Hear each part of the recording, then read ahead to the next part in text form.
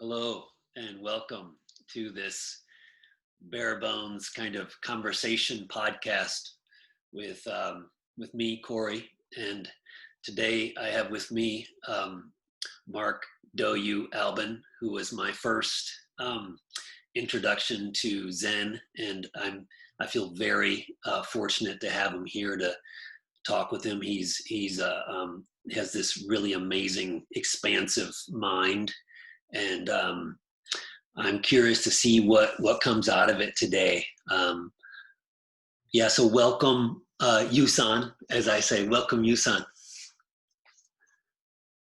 Hey, Corey. Hey, great to see you.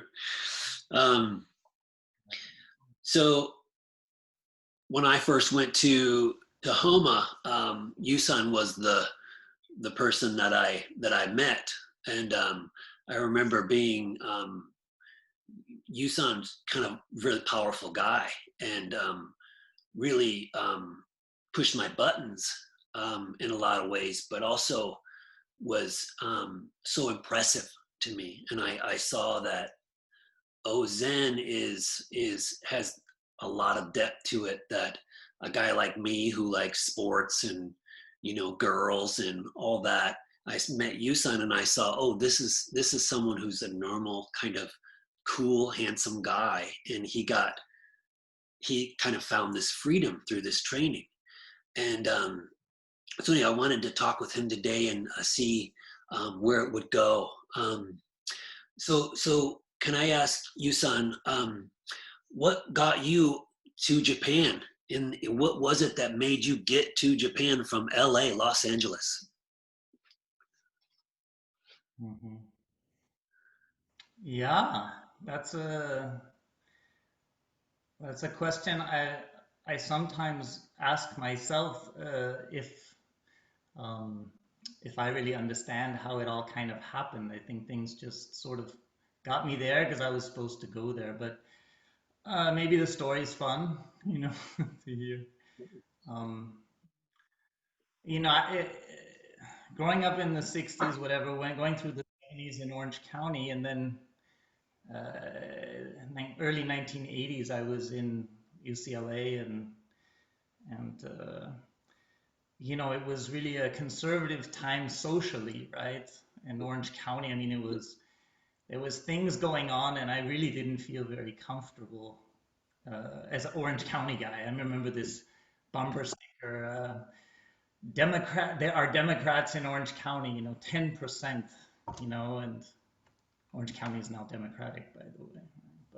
But back then, I really didn't like the USA, right? I really, in my freshman class, 17 years old, I'm sitting there in a university lecture with Gary Nash. He wrote a book called Red, White, and Black: The History of America from 1550 to 1750, sort of how it really, before, we got in history as pilgrims, and then revolution, and okay, yeah, civil war, but actually, we won World War II, and America's just so great. And this story was a story of treachery, right, and manipulation. And, so frankly, I was, my suspicions were fulfilled through a real doubt about materialism anyway. That's a long story with my own family. Yeah. But in any case, I started thinking already about traveling, right? I had already traveled a couple times to Europe, and I went to Europe again in 1983, 84. I just said, I got to learn a language. I gotta get out. I gotta get culturally out. And then German just kind of came because my sister did French and my brother did Spanish. So I got to be different, right? I'm the youngest. So German, and it was an exchange program, and I got to Europe for a year, and I really was interested in history, right? I was studying history, and boy, they grilled me. They really wanted to know what I thought about these nuclear weapons being there. I mean, they were 100,000 people resisting the nuclear bombs being stationed there. And, there was this border. I was in Göttingen. It was only about 30 miles from the eastern border. I'm from Southern California, right? And borders, right? Like serious guns, serious soldiers, and serious repercussions. I mean, people were separated from their families. Not to mention terrible weather. That people are living in a gray zone. And I went over there. I went to Poland. I went to the Czech Republic, or back then Czechoslovakia, and went to East Berlin. And it was really, I come from, LA. I grew up, I worked at the Playboy Mansion. I have a funny history, right? So here I am in like this people in line for nylons and cigarettes, and yeah, I had funny things happen to me where I just got really pushed back, that everything I was learning in America was so different than how other people lived. I had one fraternity brother, right? I went to UCLA and I was in a fraternity the first 2 years, and he was this nice, naive guy, and he had relatives in Poland he wanted to see, and he just picked me up and said, "We're going to Poland. We're going to Oświęcim." And I'm like, "Yeah, let's see Poland. No one goes to Poland. Let's go to Poland." Oświęcim is actually the Polish name for Auschwitz. He didn't know it, and I didn't know it. And we get there, and you know, all of a sudden it kind of dawns on me that history has happened here.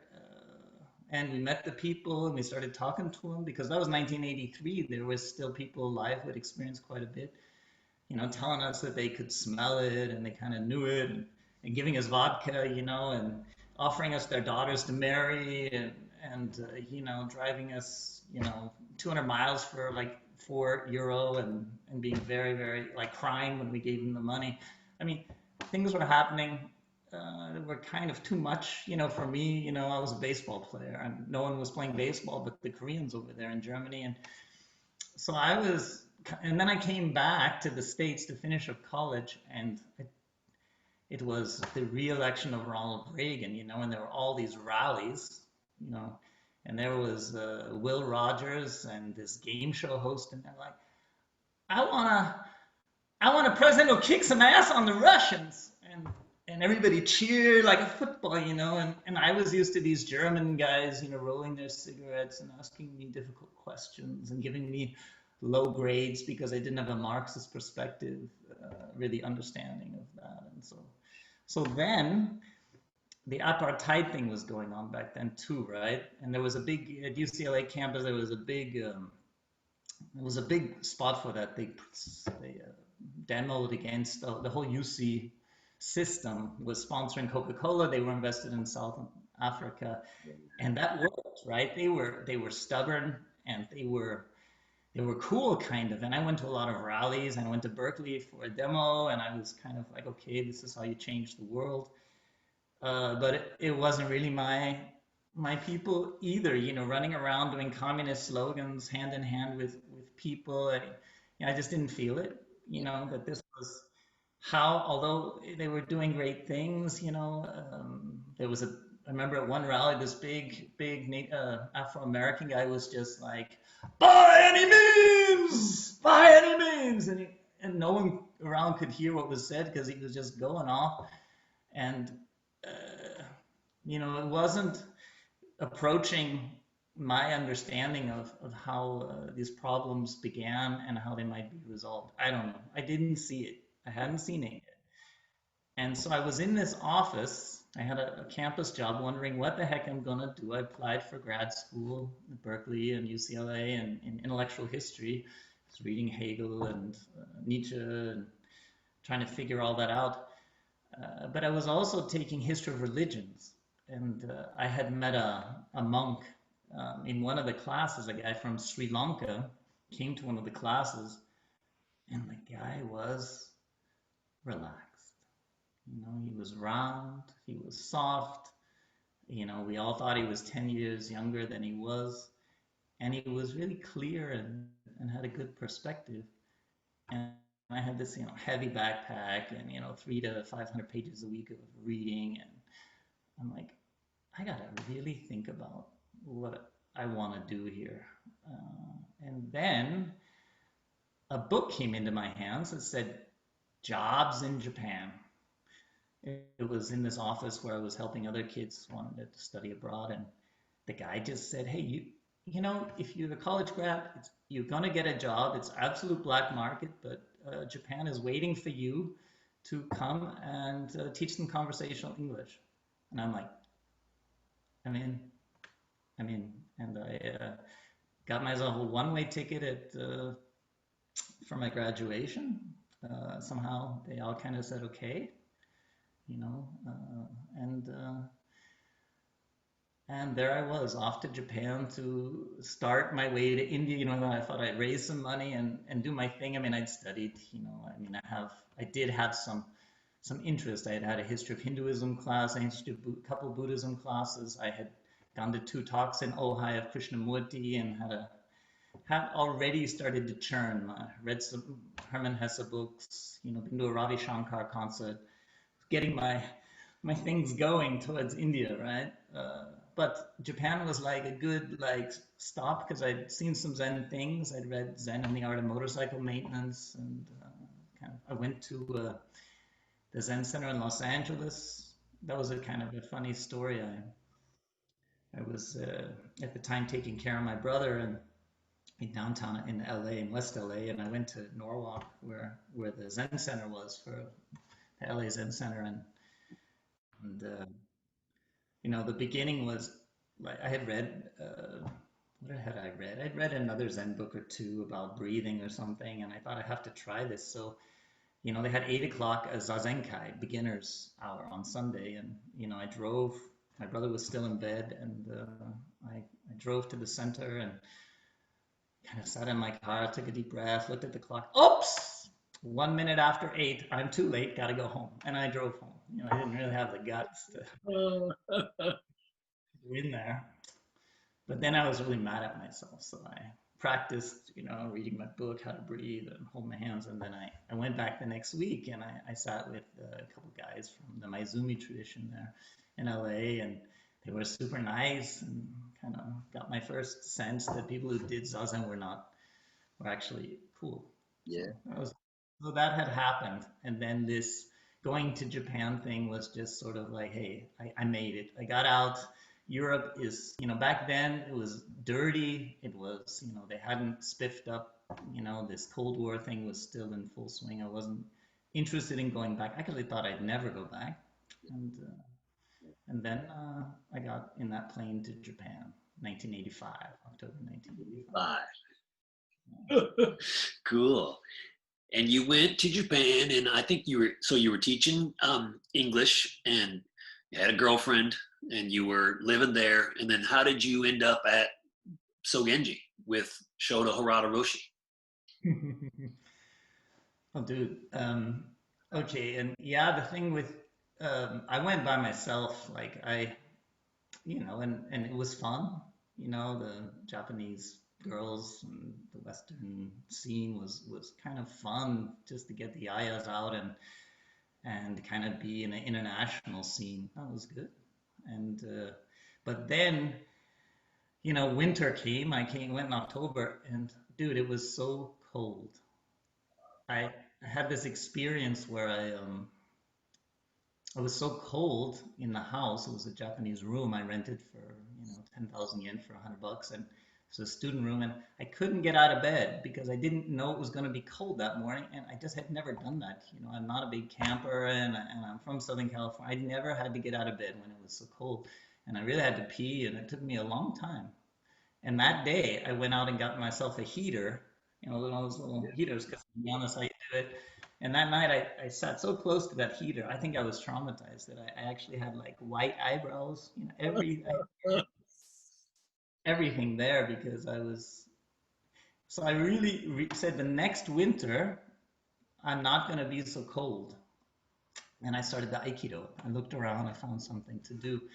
And that kind of sort of got this thing going because the Japanese, I went like 6 days a week. it was very close to my apartment, and I went every day at 11 because, yeah, I had this idea I'm going to stay. And I did cold showers in the winter. They thought I was a nut, but I had this sort of cold trauma, and yeah, and then I just went for it. And this was one of the founder of Aikido's disciples. He was old at that time, and and his disciples had really lived as Aikido monks. They had lived as celibate Aikido monks for 10 years, and they were amazing guys. And none of them spoke English. It was Osaka, and it's pretty pragmatic people. And they were kind of warrior samurai guys, and they just threw me around and enjoyed it. And I got good at getting thrown around, and eventually also had a couple moves. And that was good. I developed an energy. And then but I didn't really know what was going on. And so I took a trip with a buddy of mine. We bought a car in Berlin. We had this idea to drive all through Europe. And we did. We went down to Malaga, and then we drove back up all the way back to Berlin. And I went into a terrible state.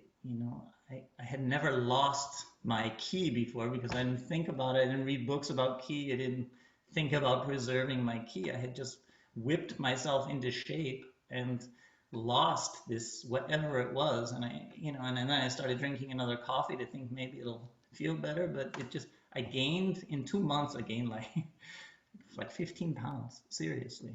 Yeah. I came back, my Aikido teacher said like, and okay, so then I thought I got to do something for 10 years. The thought occurred, I got to do something longer. It needs stability. And then right around that time, I had met in that time a lot of English teachers, and a lot came back from India, and they didn't look rejuvenated. They didn't look like they were poetic and they were cool, but they didn't look like they had solved the big problem, and they didn't look like, yeah, that they had sort of solidity to them that guess I was looking for. So I kind of said, okay, maybe something's here in Japan. Maybe I should stay here where it's a little more, so I can get a little more roots here. Yeah. And then the karma hit. I had a letter from my sister to a temple called Butsuji down near Hiroshima. Uh, my sister had a colleague who had stayed there anyways, and it was a weird story. My sister didn't even like the girl, but she wrote me a letter.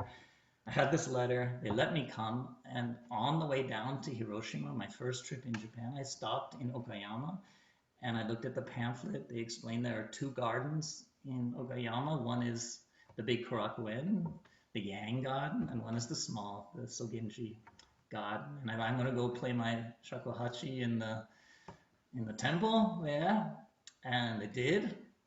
And I had this lake there, it was pretty nice. And then this old guy was walking around with his dog, right? Kansei-san. And somehow the dog comes up to me, and I get in a conversation with this guy. I'm totally here with Yodo, right? I mean, I'm really not really thinking, but in a weird way, it was like everything was all kind of like a movie anyways, this temple. So I was like, oh, why not an old guy with Albrecht? I have photos from Kansei-san, and his dog. And we had a good conversation, and he explained to me that foreigners were here, and there was, yeah, good people here. He somehow communicated it to me, and then I heard English spoken from I don't remember, the Osetsuma, but no, not the Osetsuma, Joey. anyways, kitchen, from the kitchen area, and in English I heard, hey, there's a gaijin out there. There's a foreigner. And then another person said, haven't you ever seen one before? And I heard this kind of dialogue, and I thought, you know, a kind of a weirdo like me could actually stay in a place like this if they talk like that, right? So it really went in, right? And so, anyways, that experience, I saw Nenson also. I saw a foreign nun kind of shining there, and then I saw this place, and it kind of stuck in me, and I went down to Butsuji and had an amazing experience just meditating with these two monks. It was just a very intense, two monks just cleaning and cooking and making me do everything when I wasn't doing zazen. And they were just incredibly diligent. And one guy slept a lot in Zazen, one guy really sat good. And the guy just came up behind my back and put his knee right in my back to kind of improve my posture. And I just, okay, that's what I have to do. And I held it. And then after, like, yeah, like I said, we sat like 3 times a day. And I think the next 2 weeks I was just kind of in another clear part of myself, and it was really beautiful. Yeah. Yeah. And I decided this is gonna be for me. Probably not yet. So, and then these really serious monks, when I told them I was gonna go, the monk looked at me, and he actually like cried. I think those guys were running. In Japan, the people aren't going to monasteries anymore. Like a couple guys have to run big temples, and we had become a little team. Eating curry rice for 3 straight days, and he taught me to clean the floor. Finally they brought me a mop because I was so slow, with the thing on the ground. Uh, And so I was on, right? I was on, and Butsuji is an amazing temple if you ever get down there. That's they have this pagoda, and around the pagoda in the forest are all these Buddha statues, kind of sitting and they all feel like, hey, they're really like there. yeah. These Yeah. Yeah, so that was sort of where I knew it was going there. And then a friend of mine, I told him about it. Sogenji was also in a Zen guidebook, and he went there, and I started visiting him at that temple, and kind of knowing I'm working my way in there, and started to visit for a day, and then overnight, and then sat in a zendo, did vows, came for a sesshin, November 1987, and then the Roshi said, I hadn't had Samson yet, right? And he's like, "You come for the Rohats?" I was like, I'm not a fanatic, okay? That was pretty intense, like I was listening, right? And so I came for Rohats, of course, and and I had, an experience that for me was sort of like, okay, I see how this really is, and You got a big carrot, kind of. You got a carrot of what was possible, maybe uh, with sitting. yeah, I mean, sure, in the middle of the night, when you're sitting there like a hanger, just hanging there, and all of a sudden it all just irons out, and your mind is, you know, just a laser of brightness, and hangs in there for a while. And then the temple culture kind of is there, and but I had lost, like, I don't know, 3 kilo, right, like 6, 7 pounds in that session. And I had these huge welts on my shoulders from all the hitting. 'Cause it was a pretty rough group at the time. And but I didn't care. I was kind of all in, but not because it didn't make any sense to my sense of my story, right? I Right. really was on my way to India, not joining a international Zen Right. temple. But And then yeah, so that was 2.5 years of Japan. Then I went home, and I saw that I'm gonna go back, and I'm gonna start the temple, and that's what I did. February 1988. 88, you moved back to Sogenji. No, I went to my apartment fully thinking I was gonna, and then Shisan called and said, "Oh, hi, hi, Mark, you coming for a session?" And was it January? I'm like, "No!" And of course, 2 days later, I went down to Sogenji and went to the session, and yeah. And then I moved in February, and yeah, just that's how it started. I was I was all in, right? And And I think that it was a pretty intense group at that time, and the Roshi was young, and he was um, pretty pretty intense guy at that point. Still is, of course, but his teaching style changed throughout his teaching. And how was it like when you were first there? uh, Yeah. the rookie did Samu every day, right? He was out for Samu every day, and he was it was like cutting branches, and you just got to get out of the way, and then he's got the grass cutter or he's doing something, and and I really wasn't that excited about the guy at first, right? He kind of reminded me of a lieutenant in the, like, an excellent military lieutenant who was going to show me, in my head, I'm only here really for 4 years, for 4 seasons, to really do this, have this experience, and he is perfect because I'm not attracted to this guy at all, right? He's kind of, got kind of, at that time, had a really, like, strong neck, like a linebacker. He was like solid as a rock, and going into Sanzen was like, um, for an athlete, it's like defeat in the morning, defeat in the evening, absolute, absolute, because, the Susokan, right? Like, breathe in front of me, and you're like, ah, you know, and he's like, it's okay, So, but what also happened where I had all these Japanese monks came down from Kyoto. Shodo Harada it was kind of a hot secret, a hot tip. And so quite a few guys were coming to see him from Kyoto, and four moved in for 3 years.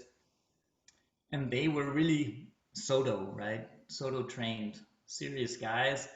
And, me and one guy, Daijo, the American guy who had also been in Daitokuji Sodo for 5 years. And they, I was kind of like, I got all the teaching, all these guys, everything they wanted to pass down to somebody, they passed it down to me. And, back then we had no benches, right, for meals, no benches for teisho. Everything was on the ground. Osation was like 16 hours with your legs crossed, and I was kind of like this most of the time. And then,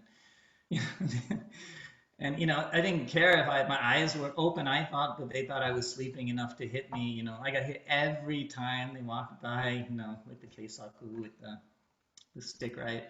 I counted one morning, I got hit 88 times before 11 a.m., right? You know, they were, and I finally went up to the head monk and I said, "So why are you guys hitting me so much? I'm not sleeping." Daijo, the head monk, said, "You got a really good back. Makes that great sound. It's good for the great explanation. Thank you so much." But it was, it didn't hurt. It just wasn't making that much sense. I really wasn't feeling like this hitting stuff was a problem at all. It was more, why am I so nervous when the guy walks by with a stick and my eyes cross? That shouldn't be happening. I should be stable. I should be strong.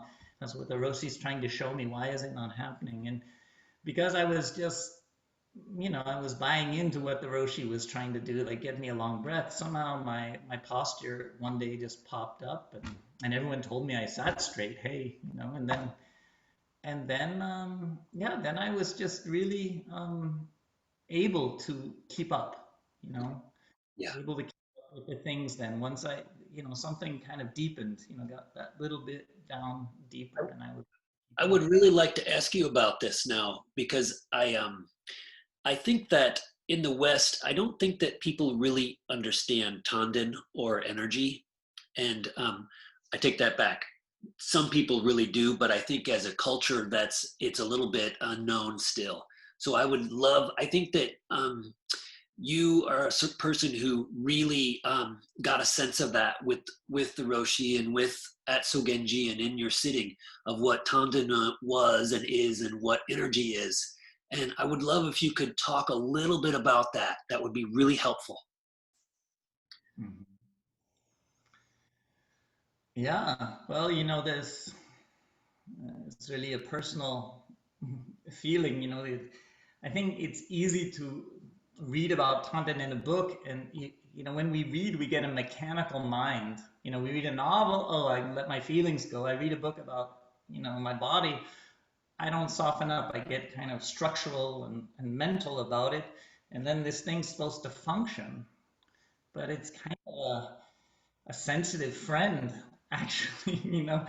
I kind of have this idea, or at least it's like, if it's possession, it's like a dragon coming out of the clouds, but those clouds come back, right? I mean, it's not a something like, oh, I'm not centered. I mean, I remember Chisan telling me that Taitsu Roshi, right, the Roshi's older Roshi brother, and and Kansho of Myoshinji and all that.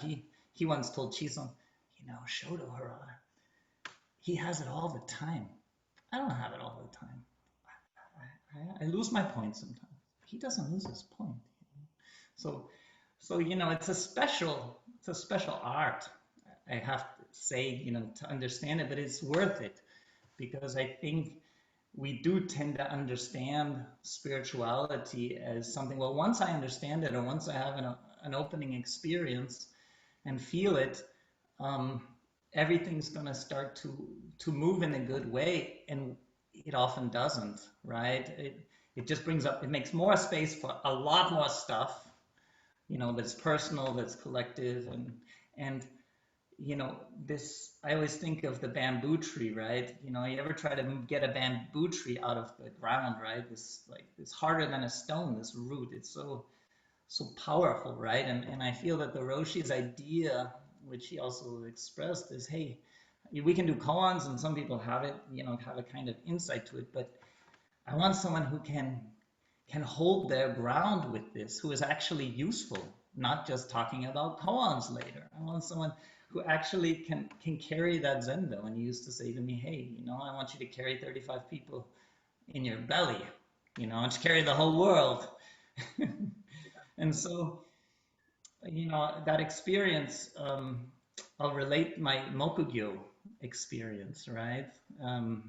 You get to come into the Zen temple in the first year, you don't have too much responsibility. You have to do what other people say. You have to try to stay healthy and follow the schedule. But at some point, get a job. And, inside that job is the first thing that I remember where I contribute to the group, besides cooking. You have to include cooking, right? But the first time really you present in front of the group, your energy is playing that wooden fish drum, right? The mokugyo. And and I had been at the temple about a year and a half, and the Kanon Sutra, right? The Kanon Gyo, it's about 15 minutes long, right?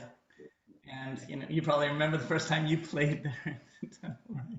And it looks like, oh, that's what I do, right? Like this. But I tell you, this is not the easiest thing in the world to do, right? Like everybody's chanting, they're starting, the Roshi's there, whoa, and then this very Zen chanting, which you've gotten used to and think is good. And you're like, okay, all of a sudden you're like, am I doing it right? And anything in the head just kills it, right? But all of a sudden it's just, it sounds like smack, smack, smack on the wood. And until you lighten up and center, there's just nothing there, right? And so the first time I'm doing this, right, kind of get through the Heart Sutra, because you really got to memorize the sutras to be able to really center and do that well, because you got to know when it begins and when it ends, and you have to be able to speed up and go down. So it's really something you have to internalize, right? And then it has to go deep in there. Otherwise, you're still hitting the thing, right? And so, so this, and the Roshi, they like to chant fast, right? Back at the beginning, boy, they were really going. So there I was the first time, just going, and all of a sudden, a couple thoughts go in my head, and the whole, everything freezes up, and I'm trying to keep going, and it's getting tighter and tighter, and I'm listening for the end, and then every sutra I miss the end because I'm panicking and I'm trying and missing the end, but it's my first time, and I'm embarrassed, and we kind of finish the sutras, and we the whole group, when the sutras are finished, we go to the entryway, right, the Genkan to Iraten, right, and we're doing the chanting there. We do our chanting there, and then the Roshi, he'll usually turn around, right, and give a bow to the group. Ohayou gozaimasu, right? And before he does this, he announces that there was a chicken with its head cut off running around the Hondo, the Sutra Hall, that morning, and that was pathetic. And my Japanese was good enough to somehow I always understand when it's not a compliment, and that made me very angry, to hear that in front of the group and so forth. He was relentlessly unimpressed with all of my playing, right? And so I dedicated myself to getting that thing down, right? The Mokugyo, right? Yeah. And there was, and so, a lot has to do with, starting with the, having the sense of, where is my perineum, right? Yeah. And, and then having a sense of, okay, I'm going to let go into my center, and stop guiding my energy into small points all over the place, right? And I'm going to listen, Yeah. right? And trust. And then, something starts to, the energy body starts to show itself, this kind of spacious place below the belly. So I say, every time, it's there, right? And there was a time, 8 years after that first experience, I was a monk, many things had happened, and I was in the, and I knew the sutras because I had had to be dense, I Yeah. was, I was there, and I was going through the Kanongyo, and I was chanting because I love to chant, and there were days when really I felt like, the things were going to the center of the earth, and every corner of the Honda was full of my playing, but my arms were light, and I was just riding into, 10,000 horses, whatever you want to call it. It was just absolute. I heard everybody's voice was one voice.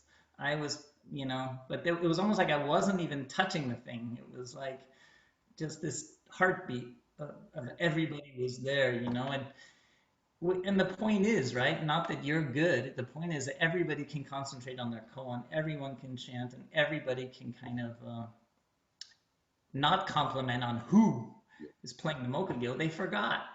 And you forgot that you played that day because you're just doing what you know where to go. Everyone knows where to go. It's quite a beautiful experience when you stop waiting to hear someone say, "Did I play well?" or "Did I chant well?" or "Oh God, that was kind of tough. Did someone notice I tried so hard?" Yeah. And and then that's why you stay longer. You kind of get that. It's just not special. It's what it's supposed to be, right? It's supposed to be deep. It's supposed to be clear. It's supposed to be for everybody. And there was a moment though, because I think the Roshi remembered how hard he had been on me. And during the Canon Go, and I was doing my thing, and I was chanting, and I felt really like, I was sort of, I was just a huge kind of watching the whole thing from the sun. And he's stop. He stopped the sutra, and he looked over his shoulder at me, and he said, "Today the Mokugyo was correct. Continue." Right? And and I was like, okay, 8 years, one compliment. Okay, so there we go. But that feeling of centeredness, you're not thinking, oh, now I have Tanden, right? That's not helping. But it's, your friend, and it's, when it's with you. And then of course it can be extremely clear. But then when nothing's there, you're not thinking about Tanden, right? The Roshi always says, Tanden, Sekai, like the whole world, right? So when it's really, the point opens up, the energy can flow into the mind, and can expand out, and you're not really saying I have to be here. It's like, do I have to keep, do I have feet? Do I have hands? Do I have tongue? Yes, I'm here. My mind, and you have presence, right? So in that sense, that is, where it's really at for me. I remember Dogen. Remember Dogen, he was young when I met him. He came at 17. He was a real samurai, right? A martial artist and so forth. And I had come back from America, and the guy used to work out like 12 hours a day, right? He had to do like these things 1,000 times a day, and and he said to me, Yusan, um, do you always have tanden? And I said, well, America, there's a lot going on, but it was there when I needed it. And he goes, yeah, yeah, it's there when you need it. Yeah, I like that. Yeah, it's there when you need it. And so I would kind of, I think if you live from that place and it's important to you and the lifestyle, we have no furniture in our apartment, or we eat a lot of rice, or we drink our matcha, a little bit straight or whatever. You start to make it your friend, right? Your body wants to center, it wants to have energy there, and Yeah. you want to live from that place. So sure, I do some qigong, and I think that our mantras that make it a little easier to feel. When I started, I was using a book from Koichi Tohei, Key in Daily Life, Yeah. and he gave very good, beginner exercise. Yeah, when I first lived in Japan, I had that book, and I had a little watch, and I timed my exhalation and I timed my inhalation, and I got a little improvement. I got a little happy about that. But a tone, to feel that, right? And when I teach a breathing, I'll just say, open your mouth by the exhalation and let it, like a spider's web, just. I'm sure I got this from the Roshi, but it's like, it's, and then with the lips, I think it's easier to feel sometimes. Stop paying so much attention to the Yeah. diaphragm and the tensions and so forth, and just Yeah. feel, it's moving. I feel the contraction. I feel it open up, and trust that. And it's kind of and I do think it's a very important element to a spiritual life today, because it got kind of, with the modern way of thinking, that presence is not such an important part of life, like being a millionaire is important, or being having an enlightenment experience is important. But actually, we had guys come to the monastery, very awakened guys. They could not continue with their work. They just had to kind of lean on their shovel and be, which is nice, right? But it wasn't part of a collective flow, and I think not really part of a collective healing. Um, if the lower abdomen is also not part of the human experience, right? The roots, right? And this is taught in Taoism very precisely, right? Zen took it from that. And I wanna keep going with that a little bit. Your Dharma name was Doyu, which is the way of divine service. Is that right? Something like that. um, I like it. I just say it was a way of service, and the Roshi said at my ordination, yeah, he has to help me, so we can call it divine service. I don't mind. I Yeah. think the guy's pretty divine. Yeah. Um, and I think when I first started in Zen, it was with you, and I think what I found, so partly so shocking about it was this real caring, this real. I felt very supported. I felt loved. I felt this compassion, and I think that you were the jigijitsu and this whole idea of carrying the zendo, and this way of service. I think this heart, all of that, I feel like is a big part of what brought me to Zen. And what I love about it is, someone could care about someone like me who's this confused. I was this confused walking kind of energy problem, but someone who had gotten kind of really something out of this practice, then that overflowed to really help someone like me. I want to kind of talk a little bit about that, or hear any of your thoughts on that. As that's what Zen's about, and I don't I want that just to be said, you know. Hmm. Yeah, I didn't find that Zen worked if I didn't have that. Yeah, yeah, I wasn't attracted to it if it didn't have that. yeah, When the Roshi asked me to ordain, I was really not excited about it.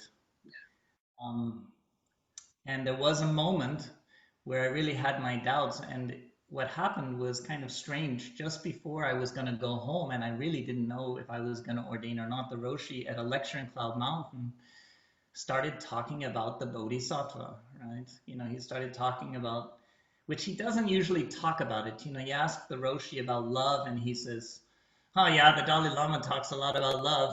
All my students know it's about love. They just know they can't do it all the time, and they got to practice." You know, and it's like, okay, you know, it's not about, you know, compassion on a conceptual level at all. It's either you or it's not, right? But when the Roshi spoke about it, you know, and Kuan Yin and Kannon Sama and so forth, um, I said, oh God, he knows that. I don't know it very well, and I'm not very solid, you know. I should do this. He can take me another step. So that's why I ordained, in fact, Yes. you know, this caring thing, you know, we tend to underestimate, um, you know, we tend to conceptualize it. It really is something that is, you have to see it in each person. Each person has that. Yes. But most of us have to learn kind of how much we judge in our heads and how much we want to differentiate instead of find what's common and really understand another person. And that was a lot of learning at Sogenji, right? Like hating other people or being jealous of other people and not admitting it to myself, resenting other people, you know, rivalries. We were really pressed up against each other, and we were kind of a rowdy bunch, you Yeah. know. Right. And being head monk was sort of like, yeah, go use a rake.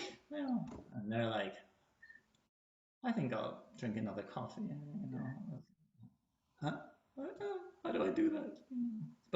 But no, people were not just following the form. We were real people, really bumping up against each other, and there was a kind of brotherhood or love, you know, there, you know, and because you felt it in O session when that pristine feeling comes and the session clicks, you know, everybody just looks each other in the eye, and you know, we can all bow to each other, you know, and the Keisaku comes, it's all good.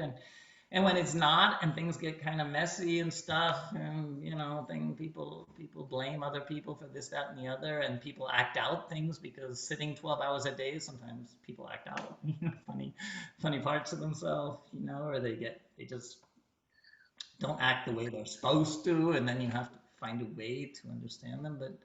But this kind of thing, I just learned over and over again at Sogenji without being conscious that that was the scene, the Roshi, you know, the backdrop with which the Roshi just knew he was kind of creating. And, um, you know, there was one situation where one of the monks who was there a long time had a temper tantrum, and he started throwing the bowls at Bishamon, cleaning up, you know, all these bowls were flying around.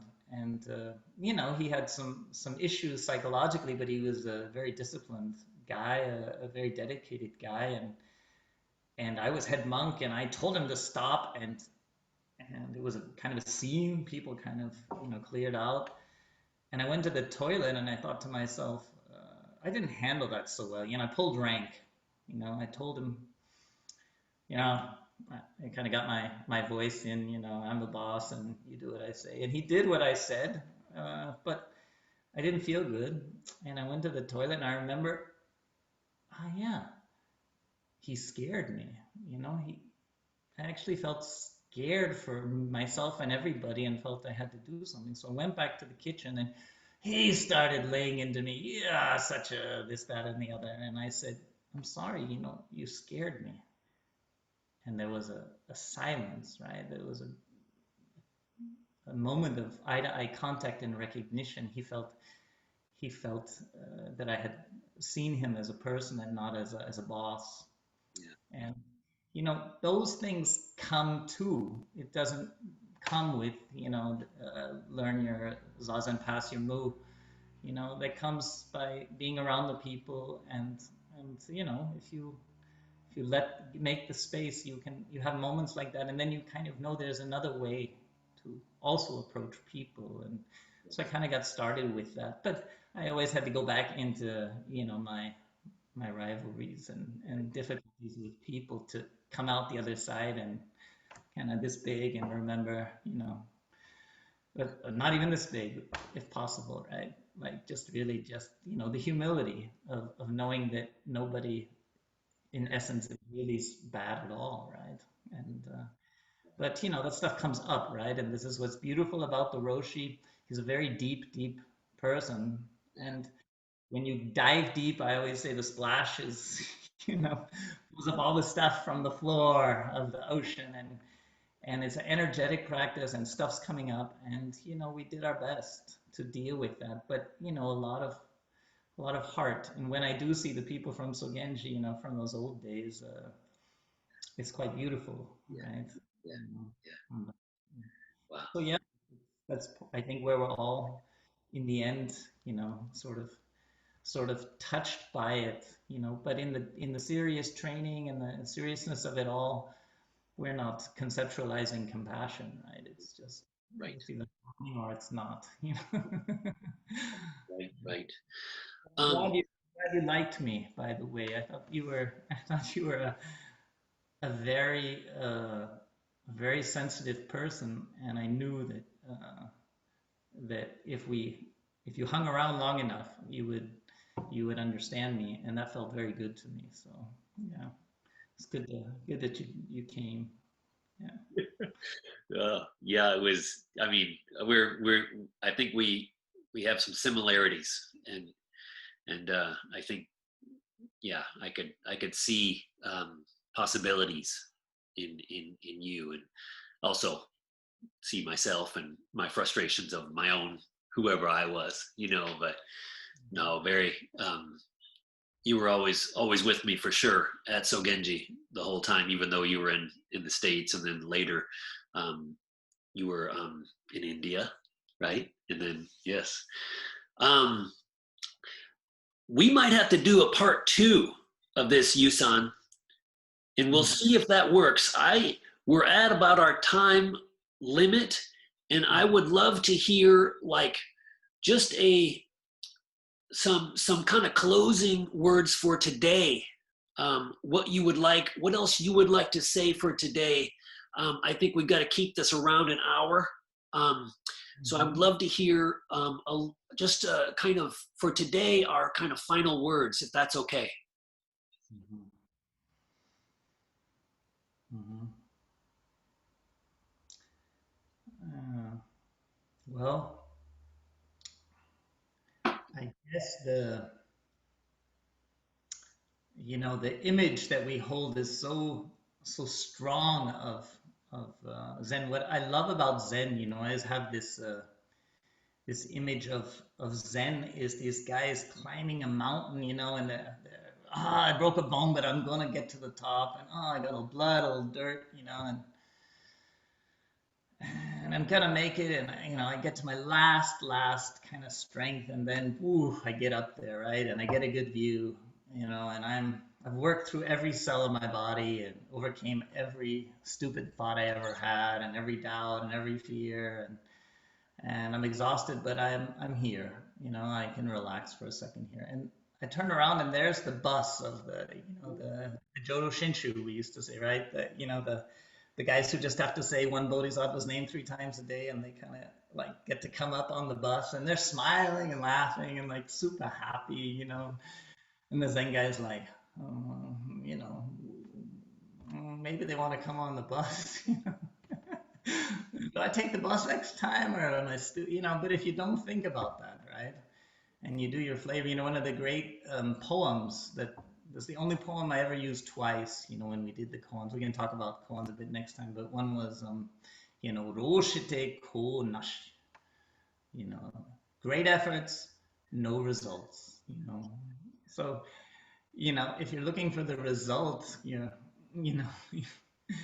you may, yeah, you may start to have conflicts, instead of, benefit from all of that. But, the Roshi, the teachings, everything that we all are actually experiencing is not to, live in a dualistic idea of reward if I do this, and end of the rainbow kind of thing, but to really be with a certain intensity, right? Give it all. Try not to hold back and think two things at once. Give you just make a great effort. Uh, Had a lot of benefit for me. So yeah. Yes, yes, yes. Um, well, wonderful. I think people got to get a little taste of, I think, this type of energy that I think you embody. And, something I don't think is all that common. So I'm so glad that we got a little time here, and I really want to do a number two if that's okay, because I think I could ask some other questions and we could go and do a little more of that, and then hear about life after training if that's okay. Really wonderful to have you here, and I feel just really really thankful and blessed that you were here. Thank you. I love to see you, Corey. And it's like nice to see the Roshi there behind you. It's awesome. Yeah, yeah. So we're gonna do this another time, right? Okay, please. Okay, Uh, I'm gonna go now. Thank you so much, and great. Ciao. Ciao.